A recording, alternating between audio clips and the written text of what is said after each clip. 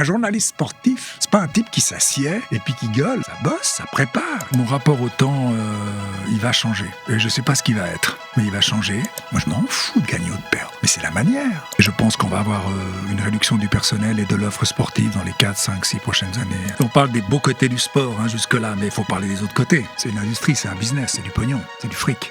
Bienvenue dans l'entrejeu.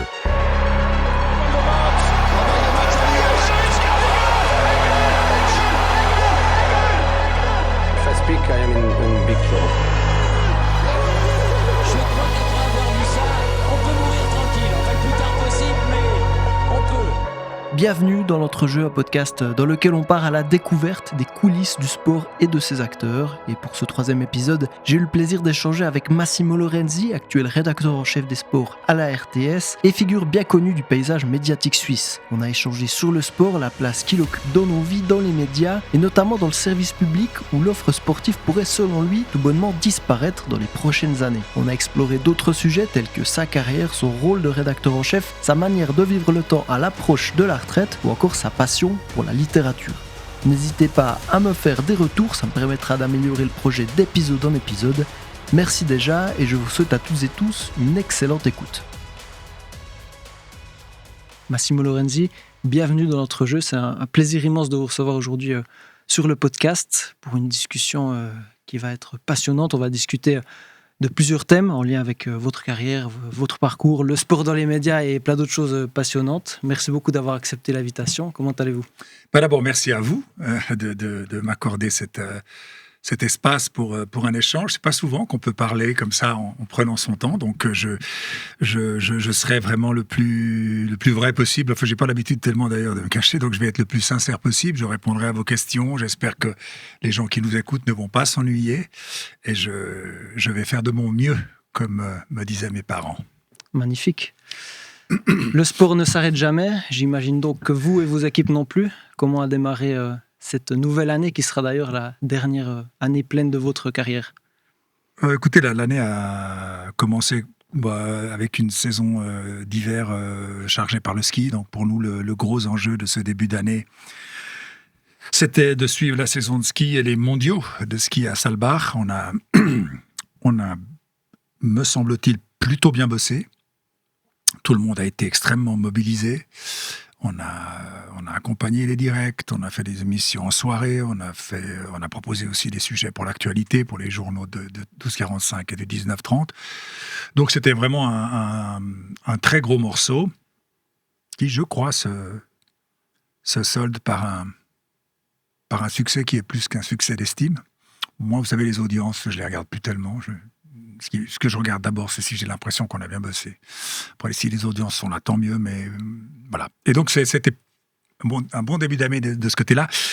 Et puis évidemment, il y a le reste, il y a d'autres choses à couvrir, mais disons, c'était ça qu'il fallait pas louper. Parce que si vous vous ratez sur le ski en Suisse, on vous le pardonne pas. Surtout avec les performances actuelles, je pense qu'il y avait quand même pas mal de suivi et d'intérêt. Ouais. J'aimerais commencer cet entretien en discutant un petit peu du sport et de la place qu'il a dans la société et dans votre vie. Vous avez dit à l'émission qui célébrait les 70 ans de la RTS que le sport, c'est parfois plus beau et plus vrai que la vraie vie. Qu'est-ce que vous entendiez par ça ? Alors, si vous voulez, je sais pas, vous savez, la vie...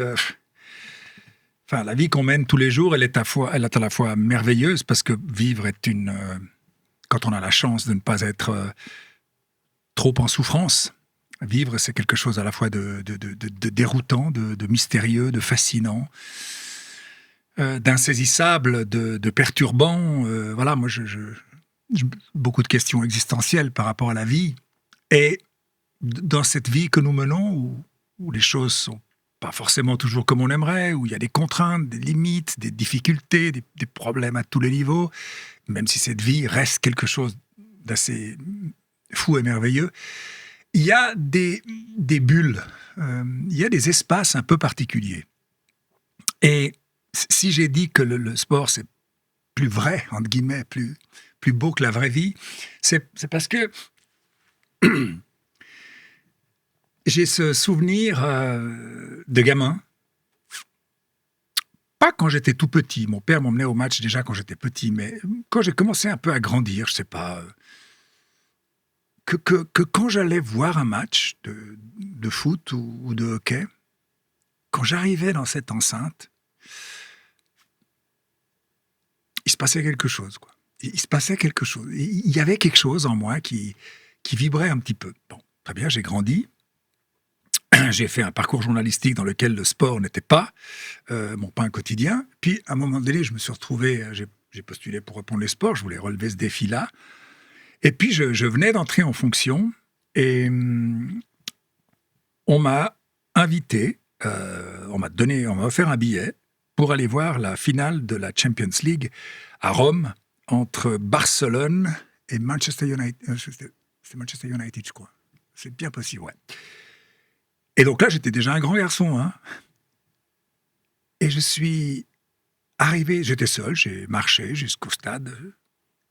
Et je suis rentré dans le stade, 25 minutes avant le début. Et de nouveau, j'ai passé la porte. J'étais de l'autre côté d'un autre univers, quoi. Et ça, c'est propre au sport. Il se passe quelque chose dans l'événement sportif quand on est sur place, mais aussi en télévision ou en radio, quand quelqu'un vous le fait vivre, il se passe quelque chose, vous entrez dans une autre dimension. Et moi, ça, je le ressens avec le sport et au cinéma. J'aime beaucoup aller au cinéma en salle. Et quand je rentre dans la salle et que je m'assieds, et qu'il y a le grand écran, et que le film commence, je rentre dans une autre dimension. Et ça, c'est la même chose avec le sport. Voilà. C'est pour ça que je dis que c'est plus beau et c'est plus vrai que la vie. Et puis après, il y a tout le reste. Il y a le spectacle, il y a l'intensité, il y a les émotions. Mais moi, c'est une autre dimension. Je suis chez moi avec mon fils ou avec un copain et on regarde un match, on discute, on mange quelque chose. Puis à un moment donné, le match commence et on rentre dans quelque chose qui est que il faudrait des jours pour vous le décrire, mais qui est de l'ordre d'une vibration. Pour moi, c'est ça. Et il y a 3 choses qui me font cet effet-là, très sincèrement. Je mets l'amour de côté, parce que l'amour, c'est un truc compliqué, mais il y a le foot, le spectacle sportif et la densité de l'événement footballistique, qui est le sport mondialisé ici. Mais je peux ressentir ça dans une patinoire de hockey ou dans un meeting d'athlétisme. Il y a donc le fait d'être sur place, 1. 2, il y a le cinéma qui me fait ça. Et 3, il y a la lecture. Et ce sont 3 choses qui occupent une grande partie de ma vie. Ben, c'est ça, c'est plus vrai que la vie, quoi. Je vais plus tard, on va discuter de lecture et de littérature. J'avais noté, j'ai cru comprendre en parcourant vos divers réseaux sociaux que c'est quelque chose qui occupait pas mal votre vie. Pour rester un petit peu dans le sport, on a compris en tant que spectateur et ce que ça vous procurait.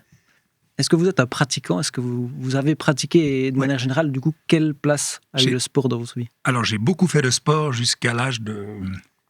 Moi, j'ai 64 ans bientôt, en août. J'ai beaucoup fait de sport jusqu'à l'âge de 50 ans. J'ai pas tout le temps fait du sport, en fait. Ouais. J'ai fait du football, j'ai fait du rugby, j'ai fait de la natation, j'ai fait de la course à pied.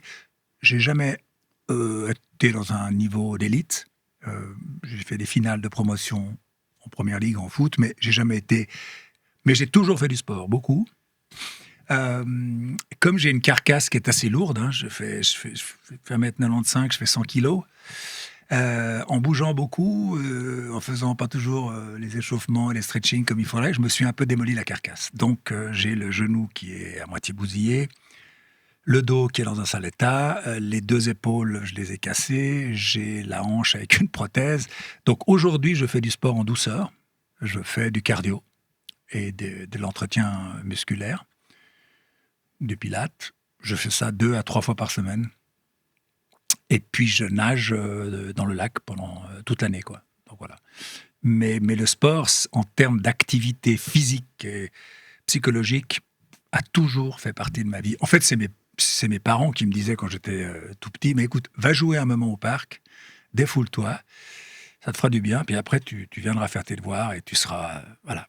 ou bien alors fais tes devoirs d'abord, puis tu iras jouer après. Mais donc ça remonte à ça et ça continue à occuper une grande partie. Et puis il y a une autre chose. À travers le foot, surtout, le rugby un peu moins, mais parce que j'en ai moins fait, mais à travers le foot, j'ai découvert quelque chose dans le sport collectif qui m'a beaucoup apporté. C'est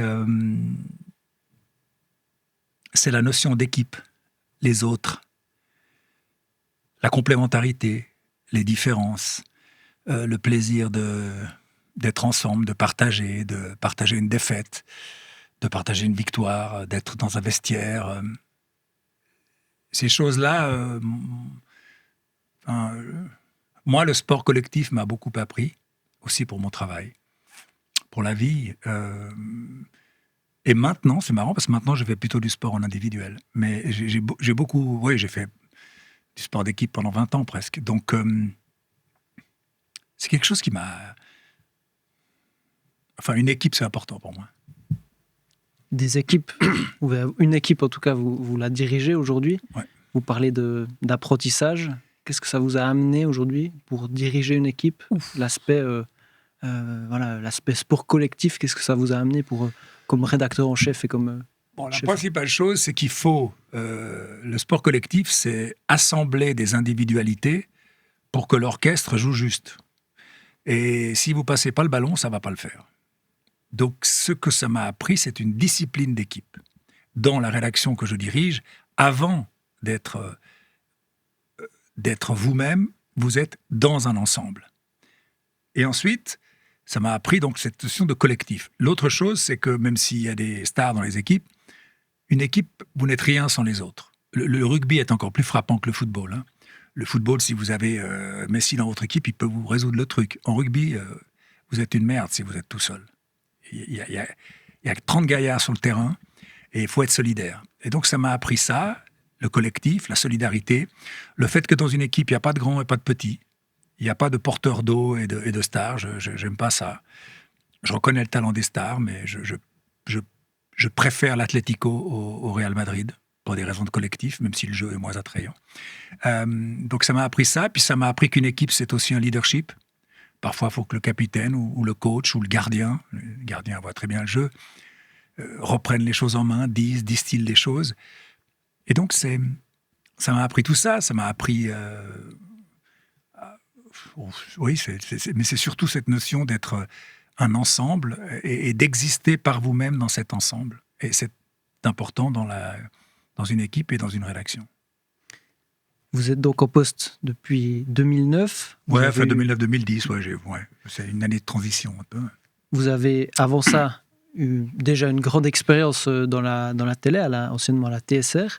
Est-ce que vous pouvez brièvement résumer un petit peu votre parcours qui vous mène à la rédaction, alors, je vais vous dire un truc, M. Brunner, c'est mon parcours de journaliste, il est totalement hasardeux. C'est le fruit du hasard, pour beaucoup.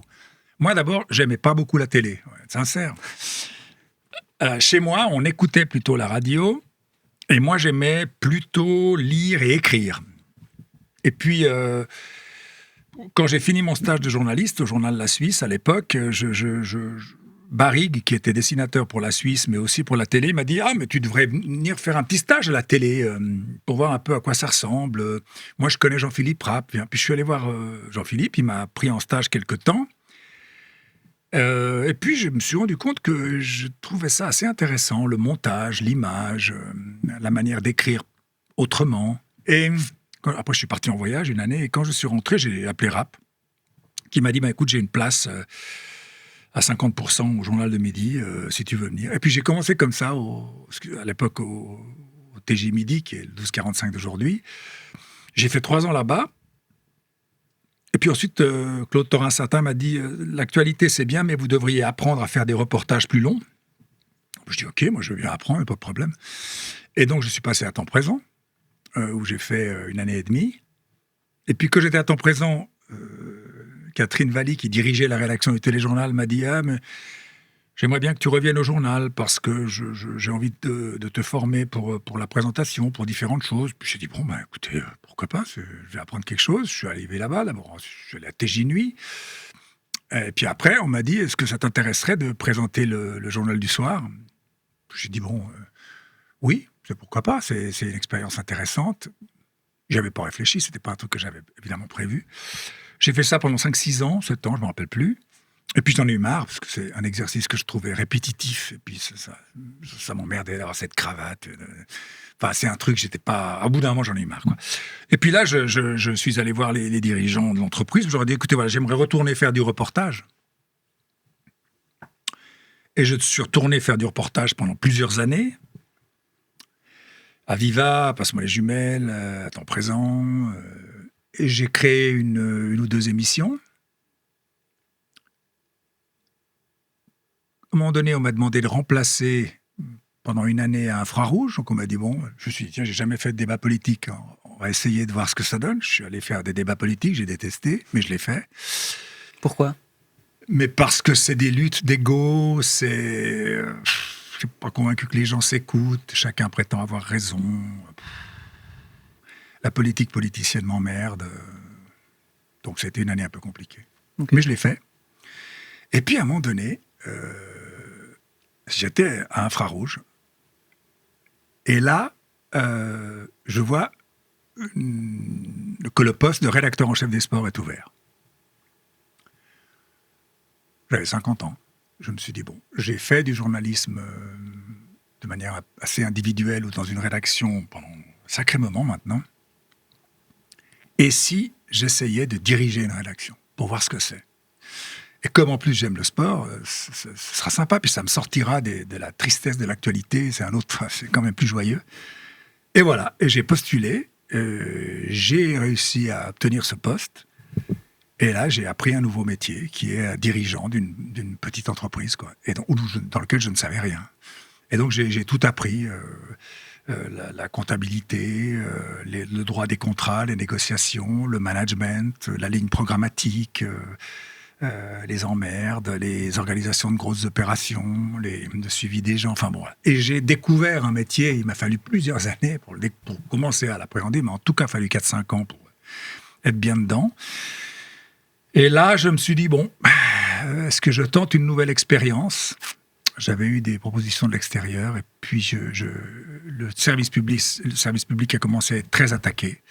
Et je me suis dit, non, c'est ici que je veux rester, c'est ici que je veux me battre pour cette institution à laquelle je crois. Et voilà, et c'est comme ça que ça s'est fait, et je vais terminer ma carrière dans une année. Voilà, c'est rapidement dit, c'est mon parcours. Mais il y a beaucoup, beaucoup de hasard là-dedans. Et puis d'envie, c'est vrai, d'apprendre et faire des choses différentes. Voilà. Juste après, j'aimerais un petit peu connaître ce que c'est d'être rédacteur en chef des sports. J'aimerais juste revenir sur ce que vous avez dit, sur l'aspect répétitif de la présentation du téléjournal. À quoi ressemble finalement peut-être une journée ou une semaine? Faut leur demander, mais vous vous levez le matin, il y a des séances de rédaction, vous n'arrêtez pas de suivre les news, radio, télé, journaux, sites, médias, réseaux sociaux. Puis chaque jour, vous devez composer un menu avec cette immense chose qu'est l'actualité. Vous le faites en équipe, puis après vous devez présenter le travail des autres. C'est ça le rôle d'un présentateur, c'est pas de se mettre en avant, c'est de présenter le travail des autres. Et puis vous rédigez vos intros, vous êtes face à une caméra, un prompteur, c'est quand même très rigide. Chaque seconde est comptée. Ça va un moment, quoi. Voilà. Alors vous êtes populaire, oui. Si c'était votre voisin, il serait populaire aussi, mais c'est pas la popularité qui fait le plaisir au travail, hein. En tout cas, moi pas.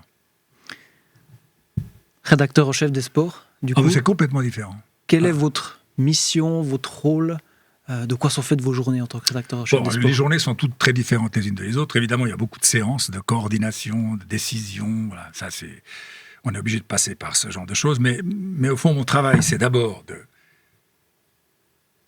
faire en sorte qu'une rédaction travaille ensemble selon un cadre éditorial fixé par le mandat que nous avons, un cadre budgétaire, qui est quand même de plus en plus strict, un cadre programmatique, de faire en sorte que tout ça, que tous ces différents aspects fonctionnent avec des gens différents, des métiers différents, des personnalités différentes. Moi, mon boulot, c'est un peu un chef d'orchestre. Je ne joue pas du violon, mais il faut que le type qui joue du violon, il s'entende bien avec celui qui fait du piano, des cymbales ou quoi que ce soit.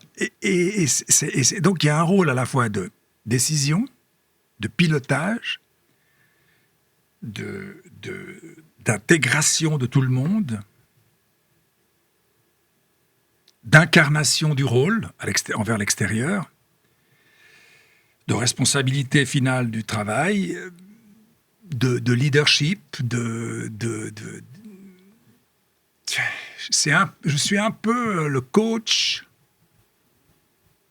Je suis un peu le coach d'une équipe. Ouais, c'est ça. Je suis un coach. Ouais. Alors parfois je joue, mais pas souvent, parce que je pense que c'est aux autres de jouer. Moi, j'ai assez occupé le devant de la scène, donc c'est pas question que j'aille prendre la lumière à la place des autres. C'est pour ça que je ne me présente plus.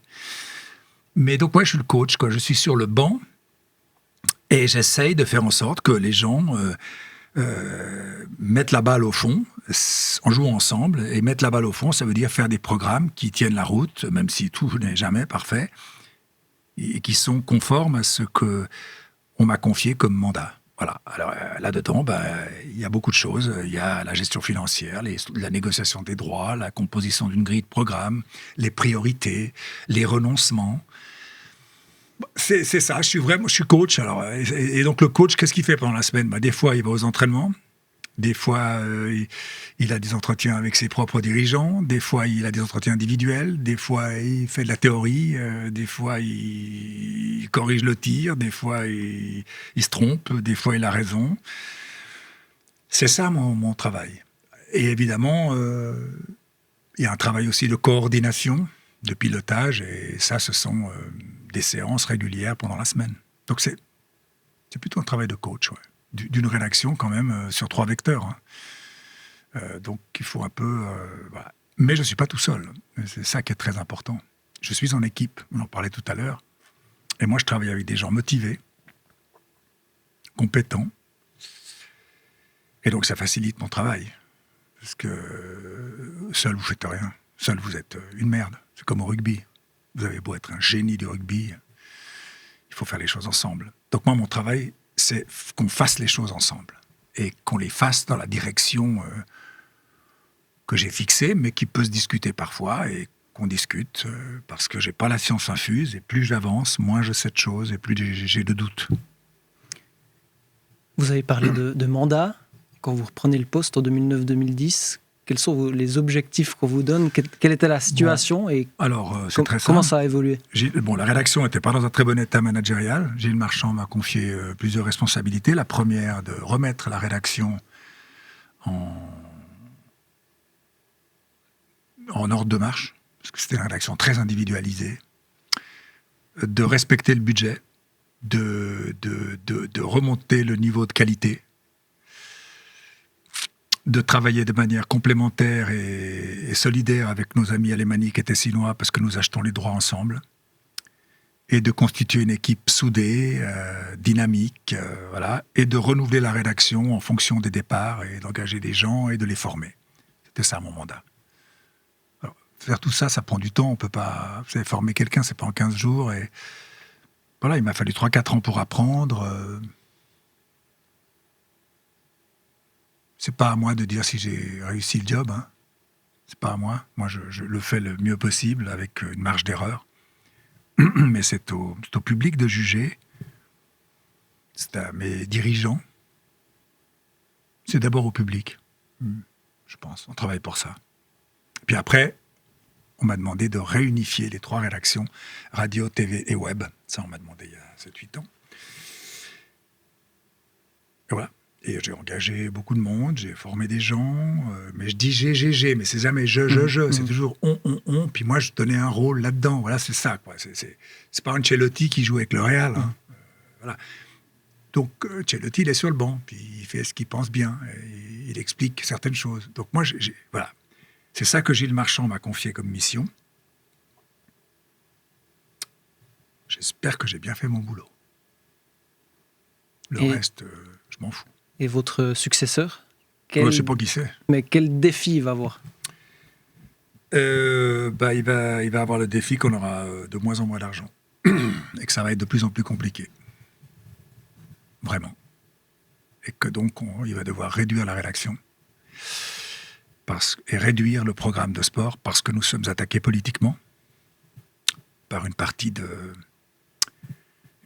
Parlement, une partie du Conseil fédéral et que nos moyens sont diminués, vont encore diminuer, et que donc il faudra réduire l'offre et réduire le personnel concernant la RTS en général et le sport aussi en particulier. Donc ça va être le principal défi.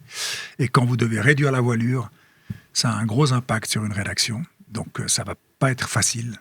Ce sera difficile. La rédaction sera très solide, elle est bonne, c'est une bonne rédaction. Il y aura d'autres défis. Et ça, c'est pas des défis très, très rigolos, quoi. Il va falloir sortir le sécateur pour le suivant. Vous parlez de la RTS et des médias de manière générale. Au niveau des sports, comment vous définissez le rôle du média, du service public en matière de sport aujourd'hui ? Alors, je ne peux pas parler pour les autres pays. Je peux parler pour la Suisse. Le sport est à la fois... Le sport, c'est un spectacle. Il ne faut pas se mentir. C'est un divertissement, un spectacle, une compétition, mais c'est quand même beaucoup une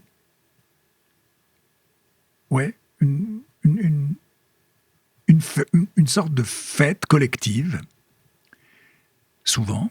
En tout cas, il y a une dimension d'intensité collective. Et donc, le sport, d'abord, il sert à ça. Il sert aux gens qui aiment tel ou tel sport, ou qui aiment l'émotion qu'il procure, ou qui aiment telle ou telle équipe, à se projeter, puis comme je le disais tout à l'heure, à entrer dans une autre dimension, à passer un moment dans une autre réalité. Et puis en Suisse, il a une autre particularité. Nous sommes un pays avec au moins 3, voire 4, parce que les Romanches ont aussi leur identité, cultures différentes. Et le sport, c'est une manière d'être ensemble. C'est une manière de partager quelque chose de commun. C'est d'autant plus important dans un pays avec 3, 4 cultures différentes. Parce que ces cultures elles peuvent aussi ne pas s'entendre. En Belgique, c'est pas très simple entre les Flamands et les Wallons. Et je pense qu'une des choses qui cimente ce pays, c'est entre autres le sport. Il y a la politique, évidemment, mais le sport. Alors, c'est ça l'importance du service public, c'est de permettre une offre sportive diverse, avec des rendez-vous très populaires et d'autres plus de niche, mais où les gens, ils trouvent à la fois du spectacle, ils trouvent un liant, ils trouvent un moment agréable, ils trouvent une manière d'être ensemble.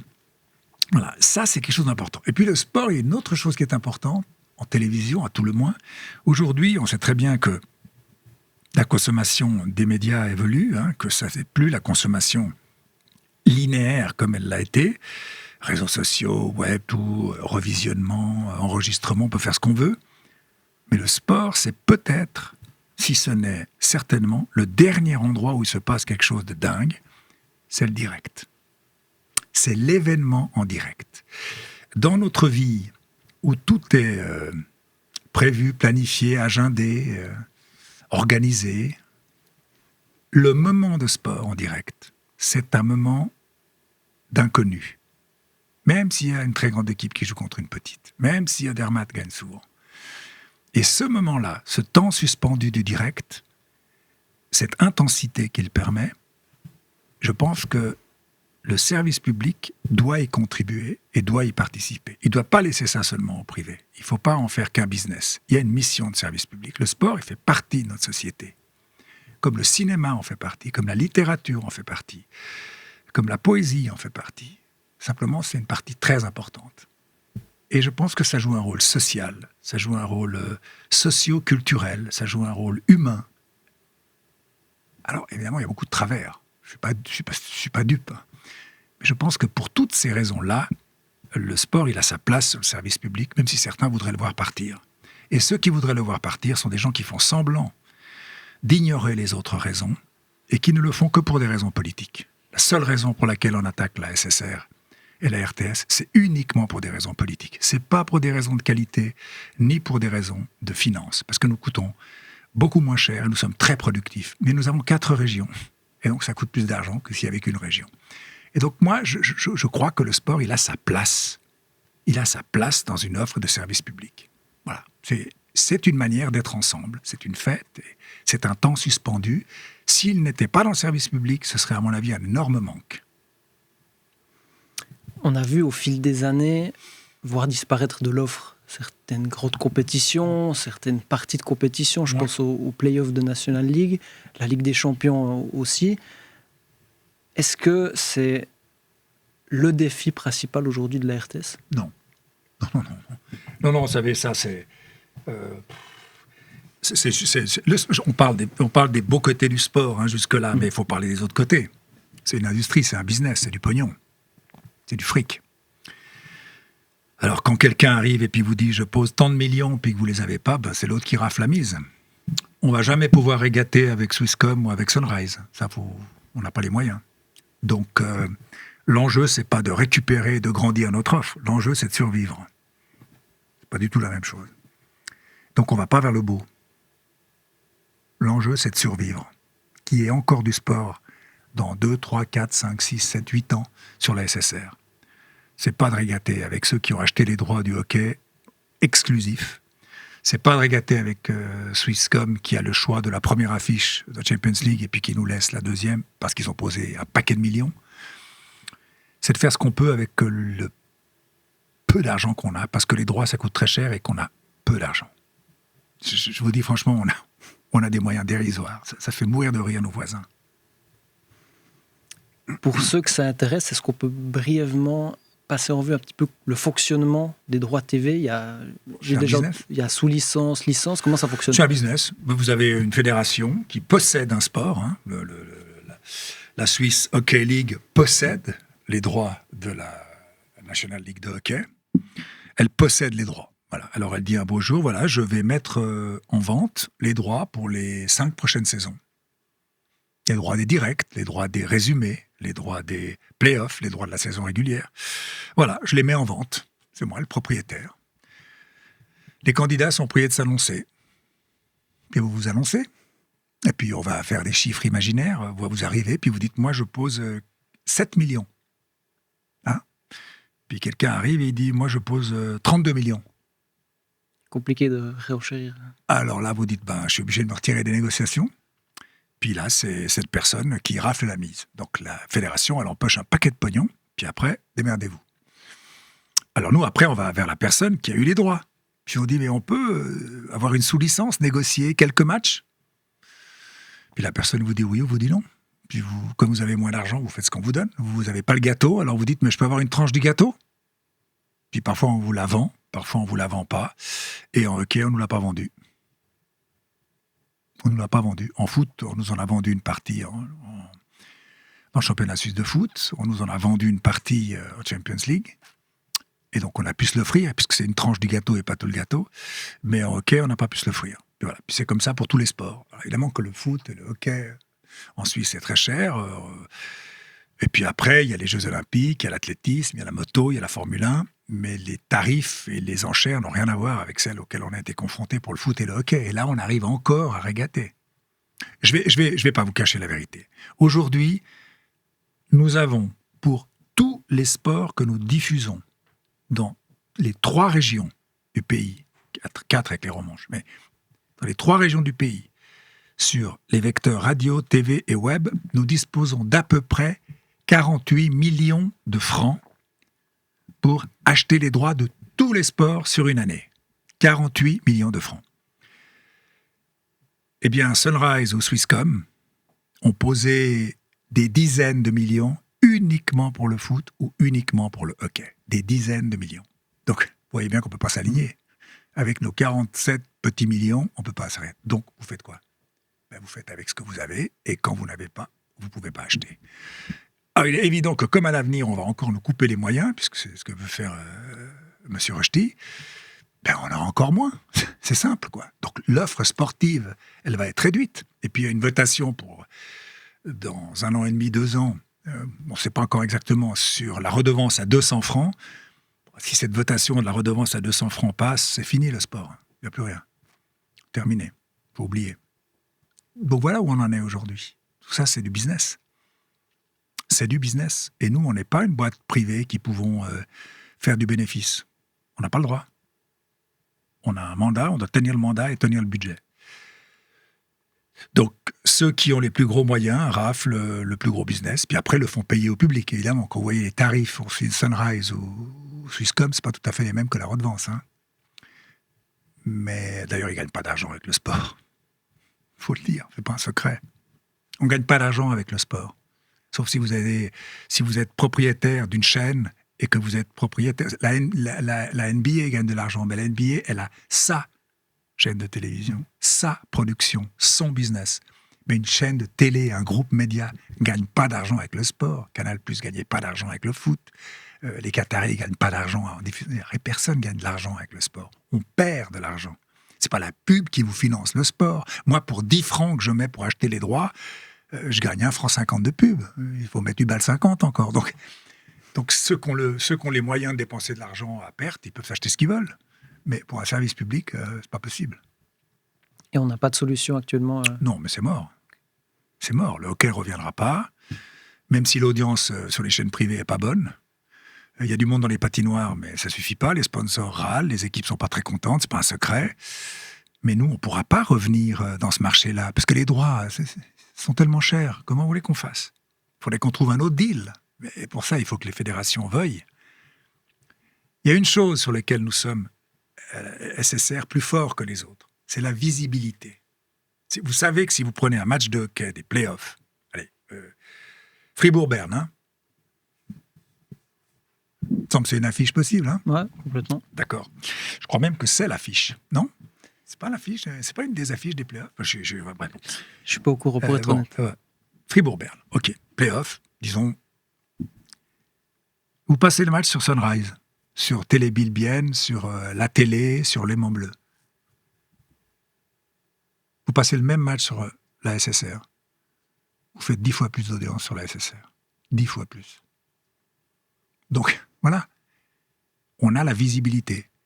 Mais on ne peut pas s'acheter les droits.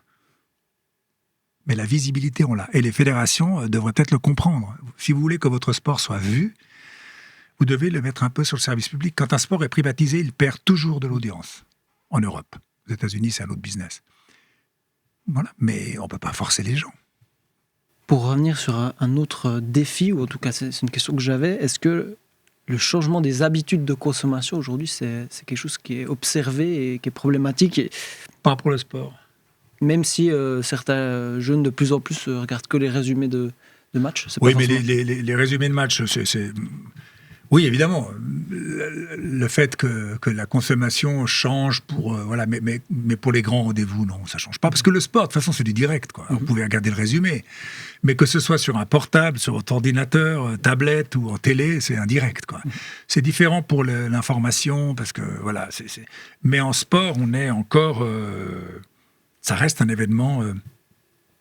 où le direct compte énormément par rapport aux séquences résumées, même si effectivement les consommations changent. Pour l'instant, de ce côté-là, il n'y a pas de changement radical. Okay. Parlons de quelque chose de plus joyeux et plus réjouissant, les derniers JO. J'avais une question par rapport à la préparation, à la logistique. Quelle est l'ampleur de la part de la RTS, ce que ça représente de préparer et de diffuser et de faire vivre ? C'est monstrueux. On est beaucoup trop petit pour faire ça, donc c'est monstrueux. Vous avez dit il me semble que c'était vraiment l'extrême limite des capacités. Au-delà. Okay. C'est au-delà de nos capacités. Les Jeux Olympiques de Paris, c'est fou pour nous. Hein. On est, je vous parle de 3 vecteurs. Hein. Radio, télé, web. On a, grosso modo, au maximum, quand tout le monde est mobilisé, en faisant sauter les jours de congé, 40 personnes mobilisables. Techniciens, journalistes, coordination. France Télé, ils sont 600, la RAI, ils sont 150, les Allemands sont 200, les autres... Donc pour nous, c'est un effort surhumain. Les gens ont travaillé du premier au dernier jour en s'arrêtant une demi-journée, une journée de temps en temps. Ils ont bossé du matin jusqu'à la nuit, en radio, en télé. On a tous été mobilisés, on a préparé ça des mois et des mois à l'avance, on connaissait l'horaire précis de chaque compétition, on avait la possibilité de passer de l'une à l'autre, mais pas toujours, parce qu'on n'a pas 15 commentateurs à disposition. Ça a été un effort, mais c'est inimaginable. J'essaie de trouver une comparaison. Les Jeux Olympiques, pour nous, au fond, c'est comme si vous demandiez à une épicerie de quartier de diriger ou de faire tourner le premier étage d'un grand magasin. Vous pouvez le faire, mais vous vous arrachez la tête. Donc, heureusement que ça dure seulement 18 jours, parce que après, vous êtes... voilà, les gens mettent tout entre parenthèses pour faire ça. Et tous, évidemment, ne sont pas à Paris. La majorité des gens, ils sont ici. Donc, ça a été un effort colossal d'organisation, de préparation, de gestion pendant l'événement, parce qu'à un moment donné, vous êtes là, puis il faut partir là. Mais là, mais tiens, on part sur le cyclisme. Oui, on a quelqu'un, mais il se passe quelque chose là en canoë-kayak. Mais on n'a pas de commentateur au canoë-kayak. On ne peut pas avoir des commentateurs partout. OK, bon, alors écoute, on va enregistrer le canoë-kayak, on leur passe après, tu déplaces... C'est colossal de faire les Jeux Olympiques d'été. D'hiver, un poil plus facile. Mais c'est colossal. Je ne sais pas combien de temps on pourra encore le faire. Et puis, c'est une dépense d'énergie, de moyens, d'argent. C'est un effort. Mais c'est dingue. C'est comme si je demandais à quelqu'un qui est habitué à courir 15-20 km de faire un marathon. C'est ça, la comparaison. Voilà, vous courez, votre distance de course, c'est les 15 km. Vous faites 15 km, vous les faites dans un bon timing, vous avez un bon rythme. Vous finissez généralement encore... frais, vous pouvez en faire 5-6 de plus à un bon rythme, encore que 2-3 de plus. Allez, si vous tirez, vous arrivez à 20, 22, mais je vous dis non, il faut faire un marathon, mon gars. Il faut faire un marathon. C'est ça. Et c'est un marathon dans lequel chaque collaborateur doit donner 110% de ses moyens, parce qu'autrement, nous n'y arrivons pas. Nous sommes trop petits pour faire ça. SRF, les Alémaniques sont juste assez grands, les Tessinois et nous, on est trop petits. Mais on le fait, parce que c'est dans le mandat, parce que c'est ce qu'on me demande, et parce que si je ne le fais pas, le public va m'assassiner. Mais je le fais à un coût, mais qui est un coût humain et d'énergie qui est énorme. Et sans la mobilisation de chaque collaborateur, technicien, journaliste, logistique, ce ne serait pas possible. C'est ça que les gens doivent comprendre. Ce n'est pas un truc, on claque dans les doigts, le mec s'assied puis il commente. Ce n'est pas ça les jeux. C'est pas ça. Tout ce qu'il y a derrière, c'est la télévision, mais le web aussi, même si le web est un peu plus léger, et la radio, il y a un type qui est en face. Vous entendez une voix, derrière il y a 10 personnes. Coordination, technicien, son, image, audio, ligne internationale, production, c'est un boulot énorme. Et aux Jeux Olympiques, moi j'en ai fait un paquet, pour 3000 journalistes, vous avez 30 000 techniciens. Donc, et nous on est une petite télé, quoi. On est une petite télé de quartier. Je veux dire, la RTS, quand elle fait des grandes audiences, c'est 1,2 million. C'est quoi par rapport à Paris, à Rome, à Madrid, à Barcelone, à Berlin? Et on offre ça. Et il y a encore des gens qui nous disent, c'est pas assez, vous êtes des incompétents qui coûtez trop cher. C'est insupportable pour moi d'entendre ça. Ces gens qui disent ça sont des gens qui n'ont aucun respect du travail d'autrui.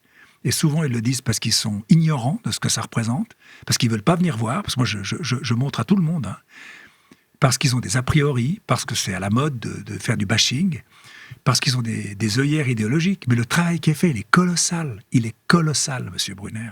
Je vous assure. Moi, je suis béat d'admiration devant la volonté, l'engagement, le souci du public qu'ont les gens de ma rédaction. Et je ne parle pas que des journalistes. Je parle de la logistique et des techniciens, parce qu'on n'est rien sans la logistique et les techniciens. Vous avez dit au 19-30, justement, après ces Jeux, que ça avait été une satisfaction d'avoir été à la hauteur de ces Jeux. Je comprends mieux ce que vous voulez dire par là. Parce qu'au début, vous je parlais comme les petits jeunes, mais vous flippez votre race, quoi. Vous dites, mais comment je vais faire ? Comment je vais faire pour tenir 15 heures par jour C'est votre rythme de travail, ça, pendant les Jeux ? Ouais.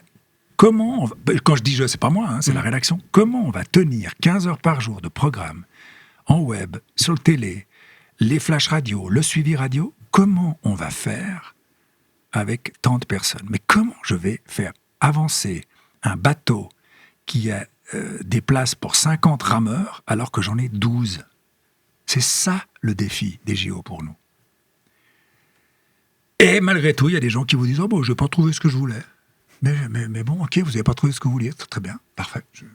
Mais moi, quand je viens manger chez vous, madame, c'est pas comme si je mangeais chez Bocuse. Pourquoi ? Parce que peut-être que vous n'avez pas le talent, mais vous n'avez peut-être pas non plus les moyens. Donc nous, encore une fois, les JO, pour moi, c'est... Et là, les derniers, je finirai sur Cortina, Milan. Dans un an, voilà, ce sera le dernier soulagement, quoi. Vous parlez carrément de soulagement, ça enlève tout le plaisir que représentent ces Alors, jeux. à moi, pas aux journalistes, pas à la logistique. À moi, je vais être sincère avec vous.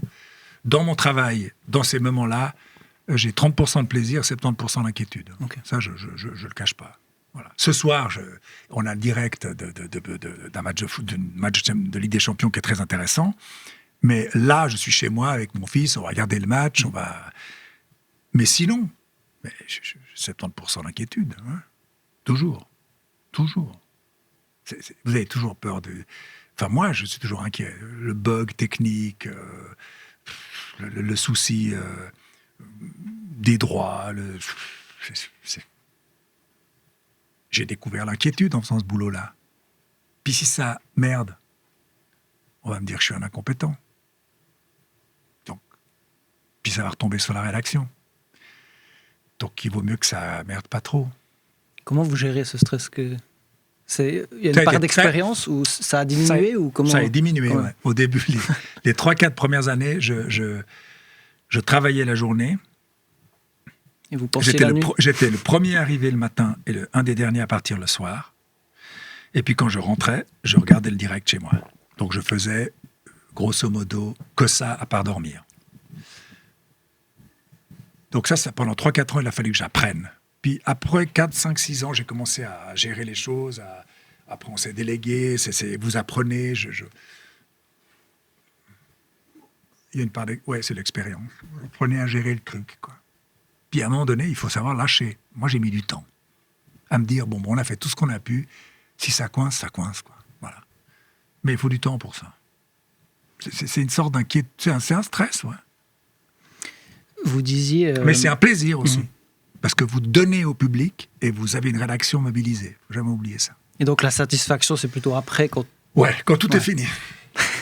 Quand tout est fini, je me dis, bien joué, c'est fait. Vous disiez aussi dans une interview, ça remonte un petit peu plus, que vous aimiez bien avoir le contrôle et que vous aviez de la peine à lâcher prise. Oui. C'est un exemple de ça, par exemple? Ouais, j'ai mis du temps. Il m'a fallu 5-6 ans. J'avais peur de... J'ai mis du temps à vraiment déléguer, à pas être dans le contrôle, à faire confiance. Il m'a fallu du temps parce que ça s'apprend. Moi, j'apprends lentement. Donc, il m'a fallu du temps. Ouais. Mais là, maintenant, ça va bien. Hein. Mais c'était compliqué. Pour revenir brièvement, vous avez parlé des effectifs de la RTS qui sont quand même moindres par rapport à ceux de la SRF. Oui. Ça représente quoi en termes de chiffres? Ils doivent avoir, à mon avis, 40% de plus, 35-40% de plus de personnel que nous. Okay. Ouais. Et pour revenir sur l'aspect, prenant du métier, j'ai souvent la remarque quand je discute en regardant le ski ou autre, et quelque chose qui revient souvent, c'est un travail de célibataire. Qu'est-ce que vous en pensez, ça? Pas le mien, celui des commentateurs. Par exemple, John Nicolet. Bon, alors, John Nicolet, il est toute la saison. Ouais, c'est vrai, c'est juste. Le ski, c'est particulier, parce que vous êtes sans arrêt loin. Les autres sports, voilà. Mais le ski, c'est particulier. Vous êtes vraiment souvent loin, et c'est vrai, c'est juste, c'est pas facile avec une vie de famille. Moi, par exemple, j'ai divorcé quand j'ai repris la rédaction, quelques années après, j'ai divorcé. C'était pas la raison majeure, hein, on s'est séparés, mais voilà, mais vous êtes tellement pris par ce que vous faites, ça vous prend tellement la tête, que c'est pas évident d'avoir de la place pour autre chose. Quand vous partez, vous mettez pas sur off. Quoi. Donc, le ski, c'est particulier, mais vraiment, c'est propre au ski. Hein. Ouais, okay. C'est vraiment une saison c'est la folie, le ski. Parce que vous arrêtez, quand ça commence, vous êtes sans arrêt loin. Les week-ends, les semaines, ça s'enchaîne. À gauche, à droite. Alors, puis il faut bosser, c'est pas la vie de rêve. On s'assied pas, puis hop, je commente. Il faut préparer, il faut parler avec les gens, il faut voir les coachs, il faut préparer vos fiches, il faut connaître chaque athlète, il faut parler, il faut sentir la piste, il faut faire la reconnaissance. C'est un gros boulot. Un journaliste sportif, c'est pas un type qui s'assied et puis qui gueule. Ça, c'est Jonzier qui faisait ça. Hein. Ouais, c'est vrai que c'est l'image qu'on peut parfois avoir. Il pensait que ça suffisait de gueuler, quoi. Mais moi, Jutens ou Rossier qui commente la moto, mais je les vois bosser, quoi. Ça bosse, ça prépare. Et puis, vous préparez pour tenir 4 heures, puis vous avez parfois 30 minutes à tenir. Mais vous avez préparé massivement. Le journaliste sportif, c'est une spécialité. Si vous voulez être crédible, il faut connaître la matière. Si vous connaissez Lemos, si vous croyez qu'il arrive, puis qu'il dit j'ai parlé à Yakin hier soir, c'est bon. il bosse pour l'équipe de Suisse de foot. Il prépare, il va parler aux joueurs, aux coachs, aux techniciens. Et puis il arrive à son commentaire, il a un bagage et il fait ça toute l'année. C'est pas simplement « Oh !» puis on gueule dans le micro. Ça, c'est le vieux journalisme de papa. Aujourd'hui, vous pouvez pas seulement gueuler dans le micro. Il faut que quand vous dites quelque chose, vous avez pris l'exemple de John, Nicolet, mais il y en a d'autres, hein, il faut que vous soyez crédible, quoi. Vous pouvez rater un mot, dire le vélo, pardon, je m'excuse, mais quand Atienza et Rosang ils commentent le cyclisme, il faut qu'ils soient crédibles, quoi. C'est pas simplement hurler quand il y a un sprint. Ça, c'est des visions stupides et manichéennes des journalistes sportifs qui témoignent d'une ignorance, d'un mépris de ce métier. Moi, j'ai fait de l'information pendant 10 ans. J'ai fait 10 ans de reportage. Alors, franchement, je connais les matières. Mais on bosse tout autant au sport qu'ailleurs, voire même plus. Parce que vous avez ce truc inimaginable de stress qu'est le direct pur. Pas de filet. Pas de filet. Le stress du direct. C'est pas simplement l'adrénaline. Donc si vous n'êtes pas costaud, mais vous ne retombez pas sur vos jambes. Et moi, je suis fier de ce que font nos commentateurs, nos journalistes. Je suis fier. Je donnerai un bras pour eux. Je les défendrai corps et âme. Et si vous voulez les critiquer, critiquez-les, parce que nous sommes critiquables. C'est vrai, on est critiquable. Il y a beaucoup de points à améliorer. Et on y travaille sans cesse et on se remet en question.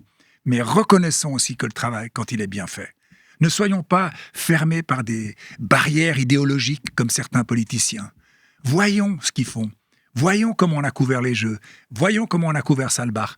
Voyons comment on va couvrir l'Euro féminin. Voyons comment on couvre la saison d'athlétisme, de moto, de hockey, de ski, de vélo, de basket avec la Fribourg qui continue en phase européenne. Voilà. Alors on n'a pas les droits du hockey. Bah oui, on les a pas, ils nous les ont confisqués. Ils ont mis tout le pognon pour les avoir. Mais regardons aussi le reste. Et ça, moi, je suis fier, quoi. Fier. Jusqu'au dernier jour, je serai fier. Et c'est probablement ma plus grande fierté. Et c'est pas moi, c'est nous. Moi, je suis je suis à un endroit du bateau. Voilà. Je suis dans la cabine. Voilà. Mais ça, c'est un truc qui... C'est un orgueil pour moi. C'est une fierté d'avoir conduit cette rédaction. Une fierté. Je tournerai la page et je ferai autre chose et j'y penserai plus et quelqu'un d'autre fera ça tout aussi bien que moi. Mais c'est une fierté. Je suis fier de cette rédaction. Et cette rédaction, est-ce qu'elle, vous l'avez dit avant, si la redevance passe à 200 francs, ça va être très compliqué, voire c'est terminé. Carnage. Mais Carnage. Dans les prochaines années, est-ce que ça continue d'être réduit? Est-ce Oui, qu'il y a ça va de être moins réduit. en moins de journalistes? Oui, ça va être ça réduit. Je ne peux pas vous dire comment ni Ok. combien. C'est encore des choses qui ne dépendront pas de moi. Mais je pense qu'on va avoir une réduction du personnel et de l'offre sportive dans les 4, 5, 6 prochaines années, certaines. 3, 4, 5, 6, sûr. Et puis alors, si la redevance, la votation, le Nobilac 2 pour la redevance à 200 francs passe, c'est terminé. C'est terminé. C'est un carnage. Et nos adversaires auront gagné leur bataille idéologique. Et ce ne sera pas un bien pour la Suisse. Ce ne sera pas un bien pour la Suisse. La Suisse, dans le monde dans lequel nous sommes, où des gens comme Trump, Musk et compagnie balancent leur contre-vérité à longueur de journée, on a besoin d'avoir un service public qui fasse son métier selon des principes. Bien sûr, il est critiquable. Bien sûr, il est critiquable. Mais vous savez, on peut critiquer aussi... c'est nécessaire de critiquer, on doit critiquer. Mais reconnaissons son importance. Et ceux qui veulent nous abattre pour des questions idéologiques font une grave erreur par rapport à ce pays. La Suisse a besoin d'un service public de qualité, varié, avec du sport, de l'information, du divertissement. Et ça, la seule manière de l'abattre, c'est de lui couper ses moyens. Eh oui, ils ont compris.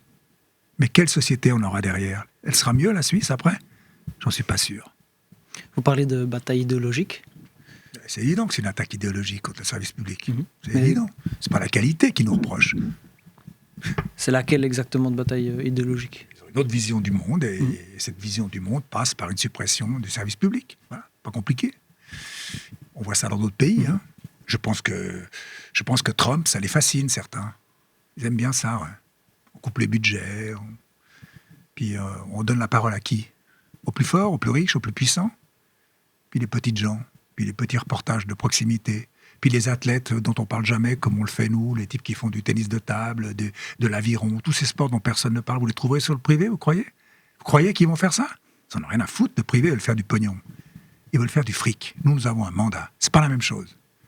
C'est pas la même chose. C'est pas la même chose. Mais ça, j'ai l'impression que tout le monde ne le comprend pas. Et j'espère qu'à l'occasion de la votation, on aura un vrai débat là-dessus. Moi, je ne dis pas qu'il ne faille pas critiquer. Nous sommes critiqués et nous sommes contrôlés. Hein. Mais c'est autre chose d'avoir une œillère idéologique et de dire, quoi que vous disiez, monsieur Brunner, je considérerais que ce que vous dites, c'est pas juste. Ça, c'est Trump. Ça, c'est Musk. Ça, c'est pas l'honnêteté intellectuelle. L'honnêteté intellectuelle, c'est d'accepter la critique, mais aussi d'être capable de dire, non, mais c'est du bon boulot. Vous faites du bon boulot. Moi, j'ai fait 10 ans à l'information, mais quand je regarde le journal chez nous, le 19:30 ou le 12:45, je vous assure, hein, je suis fier. Je suis fier de ce que je vois. Je suis fier de mes collègues de l'info. Je suis fier de cette maison. Je suis fier de cette maison. Et je suis un enfant d'immigrés, ouvriers, italiens, qui s'est intégré à ce pays, dont mes parents ont appris la langue en regardant la TSR. C'est un truc, et j'y travaille. J'ai eu la chance d'y entrer. Et je sais ce qu'elle apporte à ce pays. Et certains veulent brader ça. Ils veulent le brader pour des questions idéologiques, parce qu'ils ont un autre projet de société. C'est très dangereux. Ça rendrait aussi, vous l'avez déjà dit aussi, mais tout payant, plus rien accessible. On privatise tout. Bientôt, vous privatiserez l'air que vous respirez. C'est pas comme ça que ça se passe. Le vivre ensemble, être ensemble, ça a un prix.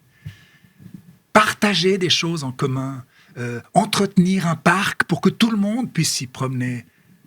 On ne va pas faire payer l'entrée de tout à tout le monde. C'est ça, vivre ensemble. C'est accepter que certaines choses n'ont pas de prix ou qu'elles ont un prix et qu'il faut le payer. Et qu'une redevance à 1 franc par jour, c'est 1 balle par jour la redevance. Un peu moins qu'1 franc par jour. Mais qu'est-ce que vous faites avec 1 franc aujourd'hui ? Vous n'avez même pas le tiers d'une tasse de café selon où vous allez. Et pour ça, pour 1 franc par jour, il y a du sport, de l'information, du sport comme il y en a dans peu d'endroits au monde, de l'information de qualité, des magazines, des reportages, la radio, la TV, le web, la possibilité de revisionner des choses, l'application, pour 1 franc par jour de redevance. Non mais, vous trouvez ça trop cher ? Moi pas, Évidemment non. que c'est pas trop cher, mais idéologiquement, c'est comme ça qu'on veut réduire, couper le robinet. Et je me battrai jusqu'à la fin pour défendre cette entreprise et sa raison d'être. Et on n'est pas des millionnaires, hein. Attention, on ne gagne pas les pactoles, parce que ça, c'est aussi un leurre. Il ne faut pas croire qu'on gagne du fric et qu'on va s'acheter des châteaux et des maisons. Hein. Moi, j'ai le salaire d'un bon enseignant qui a 30 ans de métier. Et parfois, je reçois 500 mails d'insultes par mois. Mail, carrément. Ouais, anonyme. Okay. Ah. Et parfois, on me passe un coup de cutter sur mon scooter. Tac. Et parfois, on me le balance par terre. Et parfois, on m'envoie des courriers avec de la merde dedans. Donc, il faut savoir que c'est ça aussi, la réalité.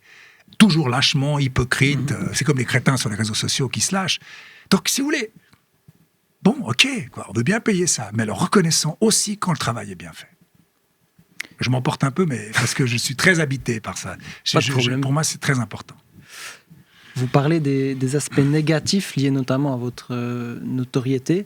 C'est quelque chose que comment vous le gérez ? Est-ce que ça arrivait tôt d'ailleurs ? Ça fait déjà longtemps, disons. Oui, non, mais ça, c'est. Alors, moi, je vais vous parler de comment moi je vois ça.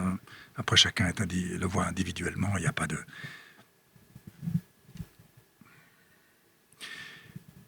Si vous êtes populaire parce que vous avez inventé le vaccin, qui n'existe pas malheureusement, contre le sida ou contre la malaria, alors on doit vous faire une statue.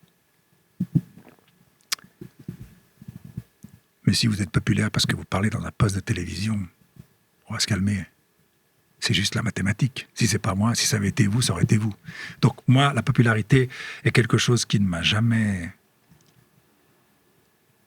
C'est pas vrai, pas jamais. Au début, j'étais très fier de moi. Parce que... au début, je pense que j'ai été très fier de moi parce que j'étais un élève normal, ni bon ni mauvais. J'ai jamais brillé spécialement pendant mes études. Et puis que j'avais eu un prof au cycle, quand j'avais 13-14 ans, qui m'avait traité comme une merde, vraiment. Alors que j'ai présenté le journal et qu'on me disait « Mais tu fais bien ton travail », je me disais « Tiens, si cet imbécile regarde, il verra qu'il n'a pas réussi à me démolir ». Donc ça a duré quelque temps, j'étais très fier de moi. Puis mes parents étaient des ouvriers. Alors il me disait, mais tu fais quand même un métier facile, hein. Tu t'assieds puis tu parles à une caméra. Moi, sur les chantiers, c'est beaucoup plus dur. Et ça relativise tout de suite les choses. Donc moi, la popularité n'est jamais quelque chose qui a changé quoi que ce soit à ma vie. Elle m'a permis parfois d'éviter des emmerdements en étant licencié, parce que parfois j'ai eu des problèmes avec ma hiérarchie il y a 20 ans, et si j'avais pas été populaire, on m'aurait viré. Ça m'a été utile. Elle m'a permis parfois d'avoir une table au restaurant. J'arrivais, c'était tout réservé, puis je disais, ah merde, il n'y avait pas une table, puis on trouvait une table. Ça, c'est cool, parfois. Elle m'a permis 2 fois en Valais de ne pas avoir d'amende, alors que j'étais dans un sens interdit avec une voiture. Les flics ont dit, ah, mais bon, monsieur Lorenzi, allez, puis tac, et j'ai pas eu l'amende. Mais sinon, voilà, c'est pas quelque chose. Moi, je sais d'où je viens, je sais quelles sont mes faiblesses, mes limites, mes compétences et mon incompétence, mes failles, ma vulnérabilité. Et je sais que tout ça, c'est du show, et que le jour où j'arrêterai de travailler, 6 mois après, on vous oublie. Et c'est d'ailleurs très bien comme ça. C'est pas comme... Si vous êtes Charlie Chaplin, c'est autre chose. Mais moi, je suis juste un journaliste qui a fait de la télévision. Et donc la notoriété est quelque chose qui fait partie du job, mais qui n'est que ça. Ok. Plus de 35 ans de carrière. Qu'est-ce que vous avez... alors, je sais pas, peut-être la question c'est un peu compliquée. Qu'est-ce que vous avez appris sur vous pendant ces 35 ans de carrière ?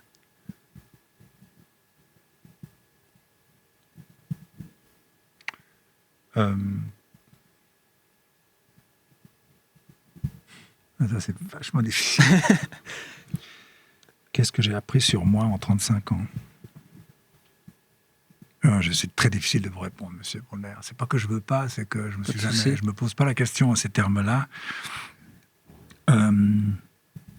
Que j'avais une certaine capacité à rebondir, à faire des choses différentes, à apprendre, et que j'étais un honnête journaliste.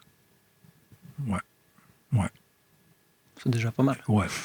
Mais j'ai surtout appris où sont mes limites et mes compétences. Ouais. Et quand vous regardez en arrière, quels sont les souvenirs marquants, les événements ou autres ? Chaque étape. J'ai pas tout adoré, mais je vous parlais tout à l'heure d'infrarouge, la politique, c'est un truc qui est un peu... c'est pas facile pour moi. Enfin, comme citoyen, ça m'intéresse, mais j'ai tout aimé. Chaque étape était en soi... un univers en soi. Le TJ Midi avec Rap, j'ai adoré. Temps présent, j'ai beaucoup aimé. La présentation du TJ Soir a été un exercice qui m'a beaucoup appris. Les reportages que j'ai faits aux plusieurs endroits du monde, quand j'étais au magazine, j'ai rencontré des gens. À chaque fois, c'était totalement intense. Je suis assez entier dans ma personnalité, donc je me donnais complètement dans le truc. Parfois un peu trop, parce que ça vous enlève du recul. Et puis le sport, diriger une rédaction, la remettre sur pied, la défendre, l'incarner, la porter, la stimuler.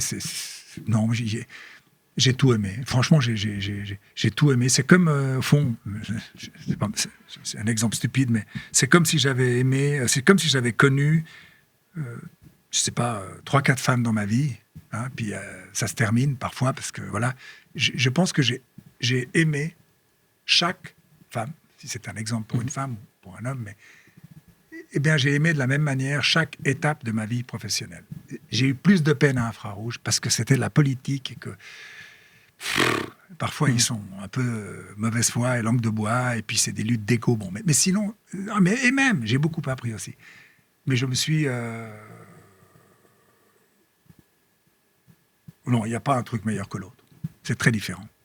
Et est-ce que ce qui vibrait en vous pour faire ce métier il y a plus de 30 ans, est-ce que ça a changé jusqu'à aujourd'hui et ces dernières années ? Oui, certaines choses, oui. Il y a forcément un peu de fatigue. Et puis les coups qu'on prend, l'énergie que ça demande, j'en ai moins qu'il y a 15 ans. Les attaques politiques, l'envie de démanteler la SSR, ça fait beaucoup de peine, ça me prend beaucoup d'énergie. Oui, parfois c'est plus dur. Ouais. Mais je continue à trouver que c'était le seul métier que j'aurais pu faire. Et c'est avec quel sentiment, du coup, que vous passerez la la flamme au prochain après les Jeux de Cortina? J'ai fait mon job au suivant. Servir et disparaître. J'ai fait mon job au suivant. C'est tout. Au suivant de faire le job, et puis moi, on verra. Je sais pas. J'ai pas de plan. Il y a une question que j'aime bien poser et qui m'intéresse, que j'ai posée notamment à Pascal Bourquin, c'est la relation. Quelle est la relation que vous avez avec le temps? Le temps qui passe, comment vous l'appréhendez? Est-ce que c'est... C'est vachement bien. Sachant que vous allez partir en retraite Ouais, et en avoir plus à disposition. Écoutez, alors, jusqu'à présent, c'est-à-dire depuis que j'ai commencé à travailler à l'âge de 25 ans, mon temps a toujours été compté, découpé, fragmenté, organisé. Bon, il y a les vacances. Donc, mon rapport au temps, il va changer. Et je ne sais pas ce qu'il va être, mais il va changer.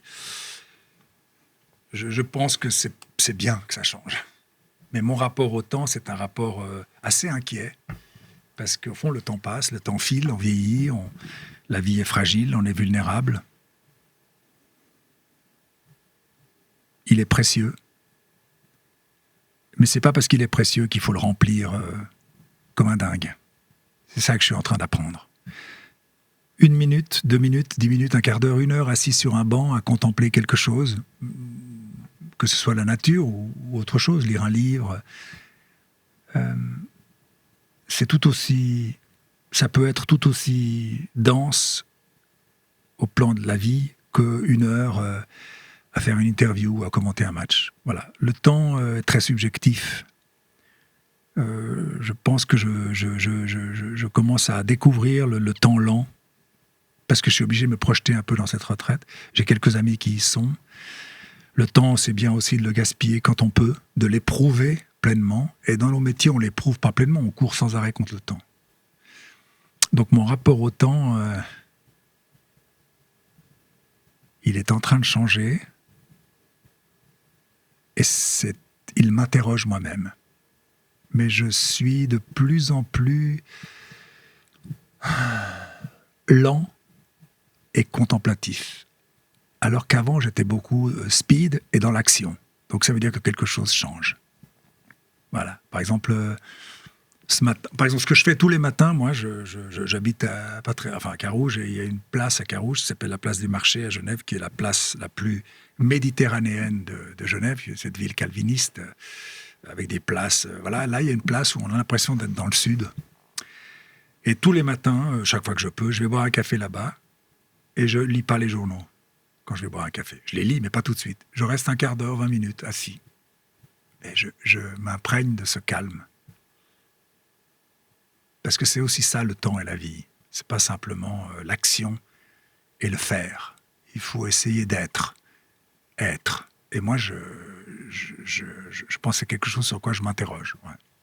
J'ai tellement été dans l'action que maintenant, dans le faire, que j'appréhende, je découvre. C'est aussi parfois un peu vertigineux. Être. Dans un autre rythme, une autre personne, un autre regard sur le monde.